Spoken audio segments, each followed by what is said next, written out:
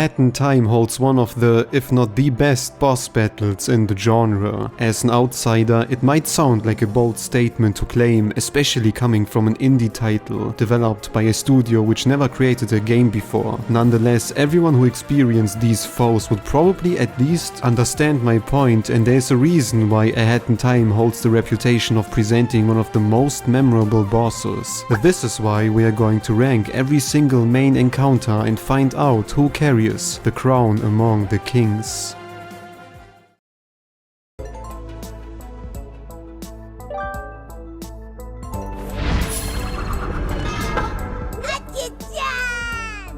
You've grown soft! Time to bring out your fighting spirit! It wouldn't be surprising to see if many players are still not aware of this secret boss in the last world, Yakuza Metro. By conquering a rather specific platforming section, you encounter this hidden cat in the depths of the metro and initiate a short fight without any big entourage. The fight itself is fairly basic, only requiring you to dodge and strike back with the right timing. All of this is more like a little nod from the developers for exploring and reminds me of the old days where games hid stuff like this as a simple reward beyond a mere item.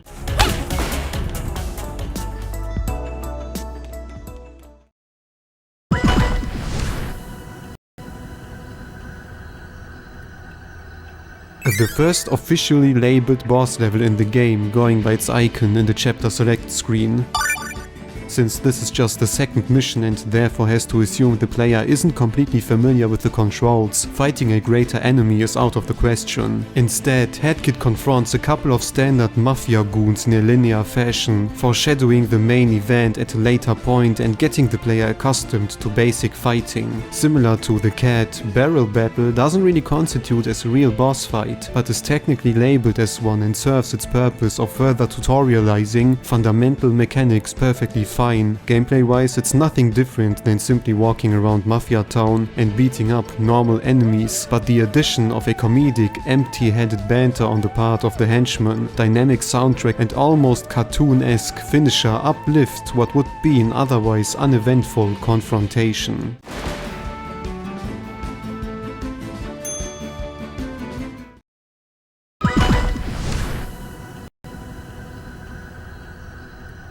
The first proper boss on this list, the leader of the Mafia, introduces you to what A Hat in Time is capable of, and sets the standard for the following game. Hinted at during the barrel battle, the whole scenario takes place on a show stage from a two-dimensional view, reminiscent of the fighting screen in Paper Mario: The Thousand Year Door. Similar to this iconic RPG, even the audience participates to some extent with offering hard puns or interfering while clashing. The Mafia boss himself makes use of all sorts of different moves, varying in their predictability. From mere spinning dashes to high voltage projectiles, there's never a way to know what is going to happen next, and due to how all his skills require the player to be on his toes at every moment, there's a constant flow of movement despite being limited to only moving from left to right. While this is generally a 3D platformer, there's nothing wrong in comparing this encounter to 2D games, with their often repetitive 3-hit patterns and limited range of attacks. Normally, I would like to point out the Kirby series as a prime example of how fantastically staged boss fights could be portrayed in 2D, but in this case, it makes much more sense to compare the Mafia boss with modern Donkey Kong Country. The whole setting is surprisingly similar, especially to Tropical Freeze, with the Mafia leader also requiring to get 9 hits instead of 3. After every third punch, he starts to go berserk for an instant in order to not only present new techniques, but slightly more challenging variations of already existing ones as well. During this moment, Mustache Girl is also confirmed to be held hostage, bringing in a charming narrative element that imparts a welcoming, urgent atmosphere.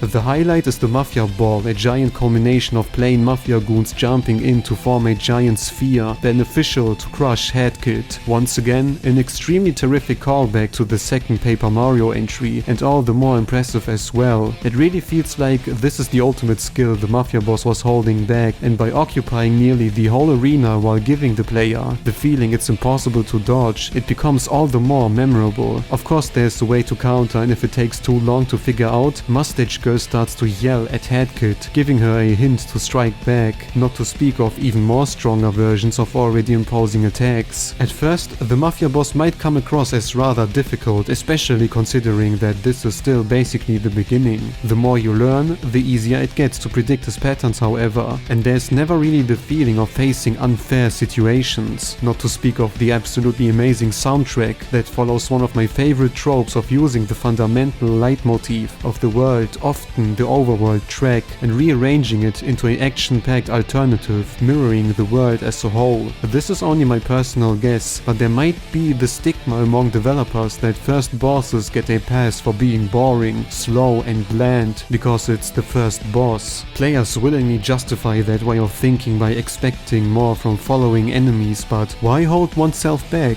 Treat the first boss like the last one but lower the difficulty, and you get an amazing initial first impression, leading the player to want more. When Hadkit is finally able to land the last blow, all what is left is the cathartic feeling of having witnessed one of the best first bosses of any 3D platformer.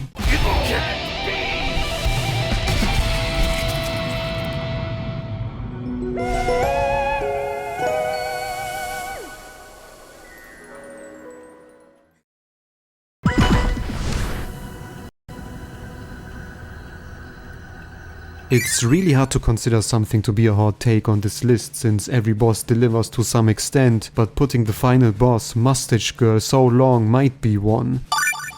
After traveling through many wacky places and meeting the most obscure characters, the pressure to conclude this journey on a satisfying note must have been high. The setup already promises a grand climax, with absolutely every main character, NPC, or even simple enemy appearing to be judged by the mustached opponent. Despite the fact Hadkit should have some personal grudges against 90% of these folks, there's this amusing suspension of disbelief when meeting them once again. Try to murder me by putting a bomb on my back, stealing my soul in order to complete dirty work just to become obsolete at the end? Who cares? Someone is trying to judge all of us based on doings she's not familiar with. Casually talking to Snatcher or the Conductor after trying to kill each other is like having a brawl in a school back in the day, only to shake hands afterwards and maybe even turn out to be friends in the long run. The final level itself is reminiscent of most 3D platformers, where you face the whole game in miniature form again, while observing Mustache Girl's egoistic self-awareness on multiple occasions. After finally reaching the throne room and witnessing the internet as a personified being, there's actually an interesting Easter egg before starting the battle. Hadkit gets the chance to run away from being judged, and if you follow that advice and try to flee, it triggers a short sequence of her standing up to the responsibilities and going back.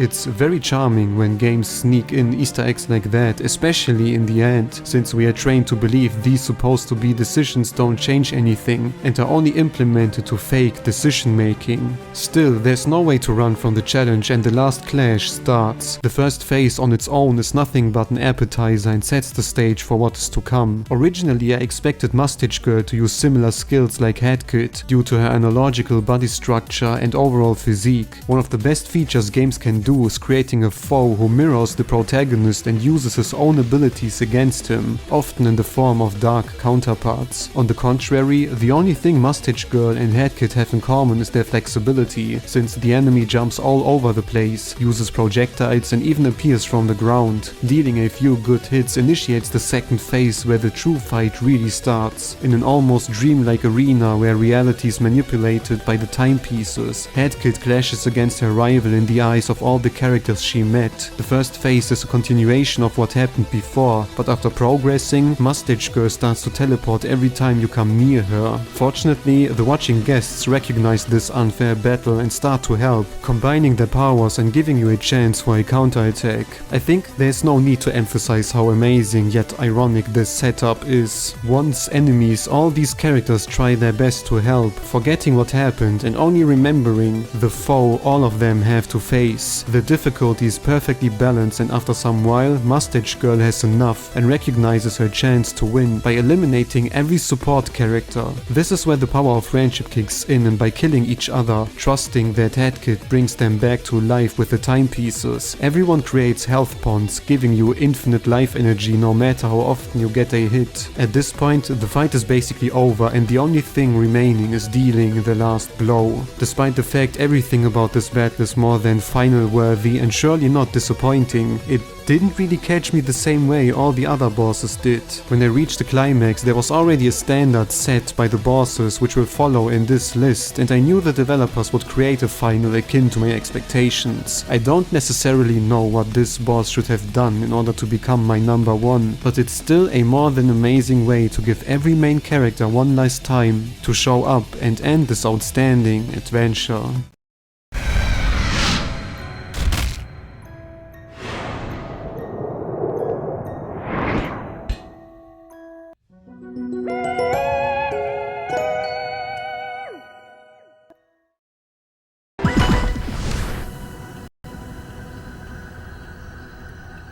Probably the most unexpected yet enjoyable boss on this list. Fighting a possessed toilet is already more than unique on its own, but adding a fantastic overall battle design is the icing on the cake. Despite being rather limited in visual design, most attacks are surprisingly creative and play either with the surroundings or your platforming skills. While the encounter starts quite simple, with genre classic skills like creating shockwaves, the clash starts to unfold in a special way once entering the second phase. Incorporating the hook shot, Hadkit needs to swing in the center of the battle arena in order to grab one of the apple bombs. Meanwhile, nearby hanging cages fly all over the place, and although this might sound kinda hectic, it's always more than clear how to counter and dodge an attack. The toilet's ace is a massive bomb, killing you with one hit when you're not fast enough to reach the top and strike back. Season this fight of diarrhea with the soundtrack that does not need to be this amazing, and you get a boss fight that could easily constitute as the world's final in any other game. And despite the fact this is the third place on this ranking, it perfectly encapsulates why Hadkit Time's boss fights are so outstanding among the genre. It doesn't matter if you're facing a mid-boss in between, each battle is treated with the ambition to put up a respectable clash depending on the game's current circumstances, and therefore being memorable. No boring 3-hit pattern to hold back imagination because this isn't the final boss of the world, but plainly the most likely best boss battle against the dirty outhouse you will ever see.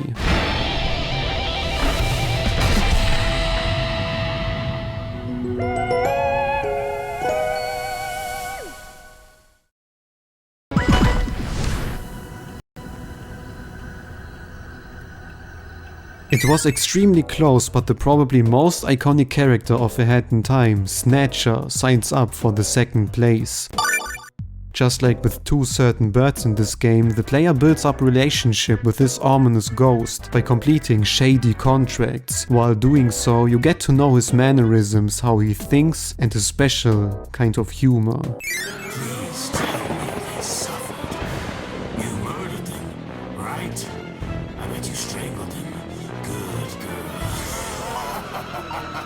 When opposing him at the end, it's almost a shame due to the unique friendship created. Unfortunately, there's no use for Hadkit anymore, and by stealing her head and covering the screen with nothing but his glowing face, one of the most fast-paced and difficult battles starts. No time is wasted as Snatcher immediately assaults with bombastic spells, all of his minions and presumably endless projectiles. There's no way to strike back, and the only opportunity to survive is simply dodging. Snatcher is aware of this fact, giving you no breathing room and even insulting Hadkit while fighting. Going by standard gaming knowledge, it's obvious to wait for something to happen, and after a short amount of time, a little bottle of blue substance is left over, used to strike back.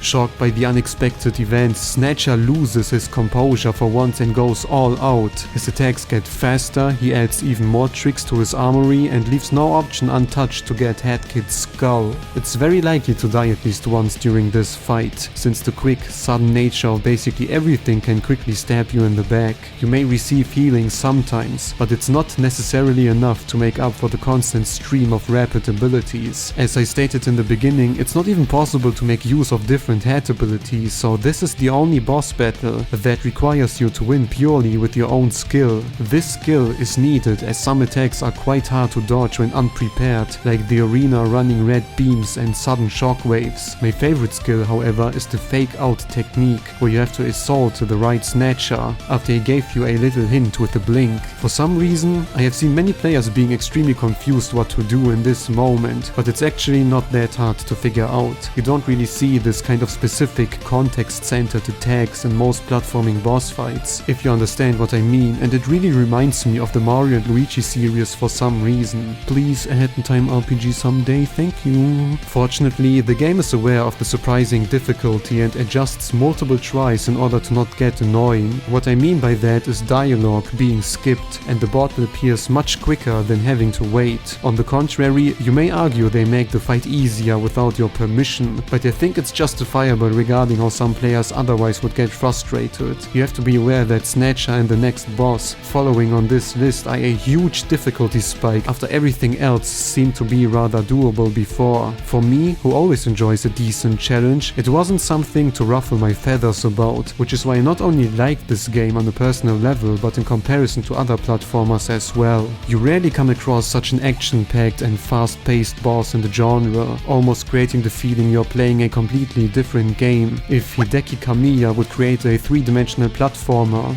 this is how his bosses would probably look like, not to speak of all the little and charming details like the little Paper Mario-esque sound when Snatcher's text box pops up.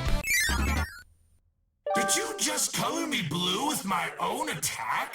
Also, the music deserves recognition for being the best boss theme in the game, and it's a shame the Snatcher is defeated so fast, because on multiple playthroughs you have to stall the battle in order to let it breathe. It was a very hard decision for me to either put this fight on the second or first place, and I would probably give you a different answer depending on every other day. This, however, only shows the pure consistency of these bosses, and there's a reason the Snatcher cemented himself as the probably most iconic character in the game.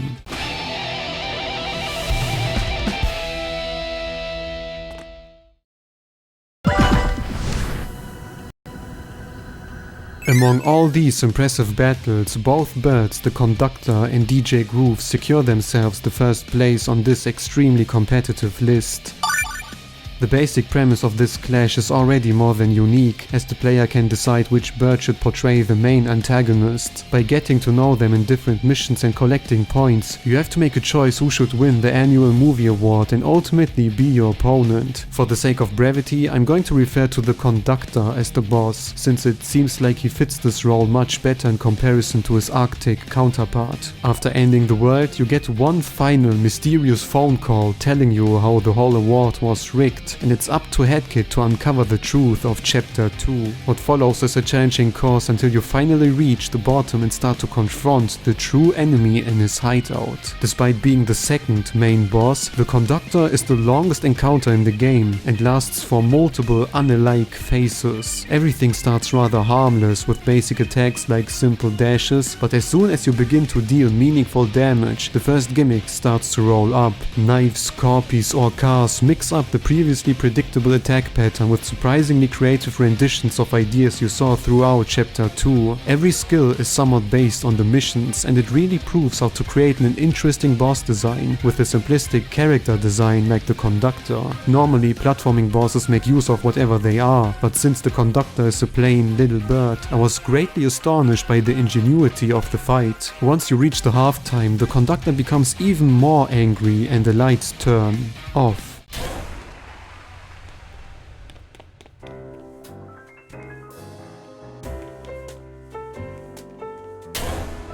Let's have a little heart-to-heart. Have a seat, darling.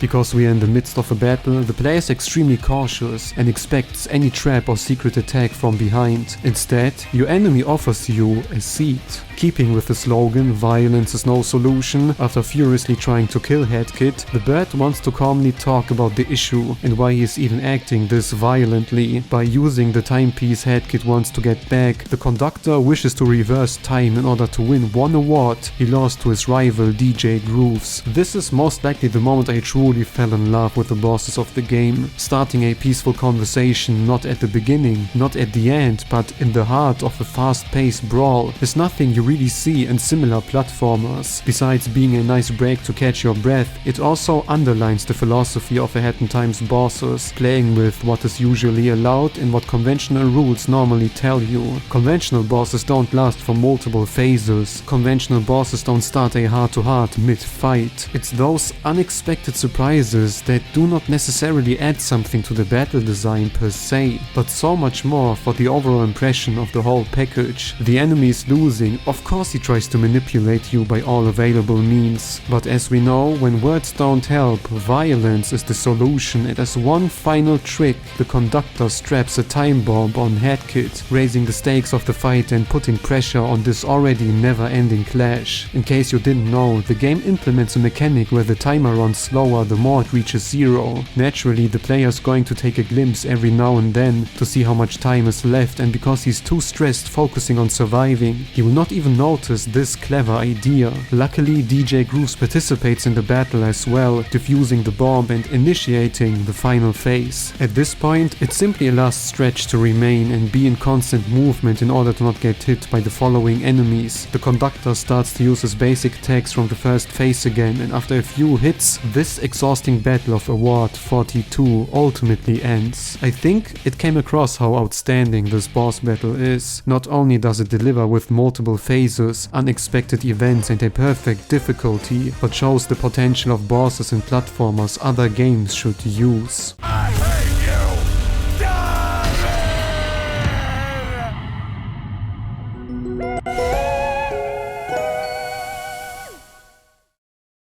You thought this was over? Like in traditional Kirby fashion, A Hat in Time recontextualizes nearly all of the bosses into harder counterparts in its Death Wish mode, by making them extremely aggressive, more versatile, and seemingly immortal. Because some of them work a little different and offer contrasting experiences to their original form, let's rank every Death Wish boss on their own.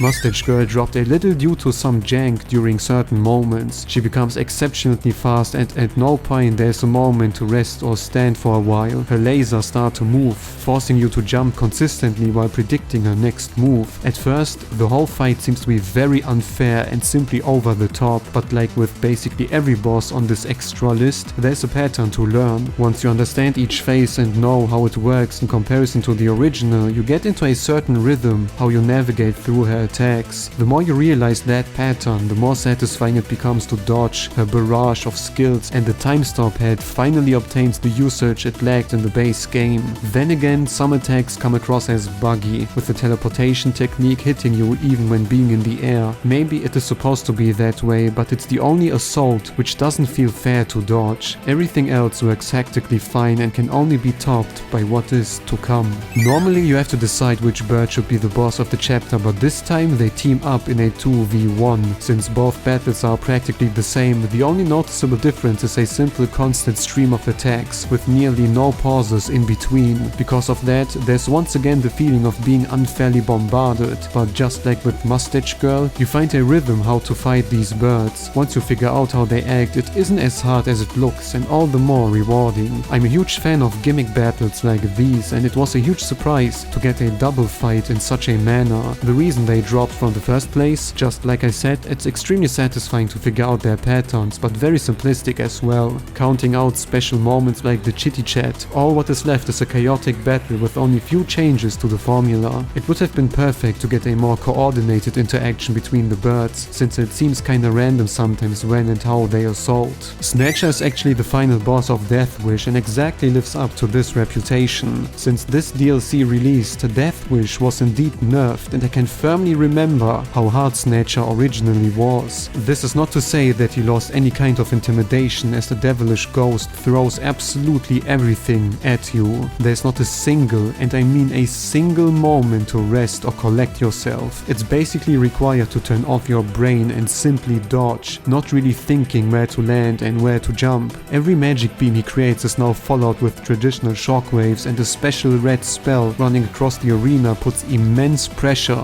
on having finding the right rhythm to evade them. One small touch, which I extremely enjoy, is turning the mocking little fake Hadkits, which originally simply told you stink, are now coming for your life and making them a real attack. Everything else is simply faster and stronger, and one of Snatcher's big weak points, his low health, is now compensated with the sheer infinite endurance. Surprisingly, the Mafia boss reaches the top of the secondary list by keeping the overblown nature of all the other bosses in check while offering a true and fair challenge. I am only going to repeat myself, but all the attacks are upgraded, much harder to dodge, and the Mafia's head takes a little more damage. One welcoming addition are the constant falling hurdles from above, forcing you to move consistently in this limited second dimensional space. And even though I haven't mentioned the remixed music for all the bosses yet, this is probably my favorite track from all Death Wish, giving this boss a little extra bonus. The main reason, however, why I enjoyed the Mafia boss the most is simply because I feel he is the most balanced one. All the other upgraded bosses are definitely entertaining for how ridiculous they are, but in this case it felt like a down-to-earth yet very enjoyable challenge. That wraps up Hadkit Time's boss battles. As someone whose favorite aspects of games are boss fights and consistently praises the Kirby series for creating terrific two-dimensional ones, I wanted to put the spotlight on at least equally if not even better examples for 3D platformers. I have yet to experience a game of this genre with at least similarly excellent encounters, and it really frustrates me how safe most related titles tend to be in that regard. There are no boundaries when designing a great fight, and I hope I could show you why Hadkit Time's bosses are still unmatched in staging, music, and overall presentation.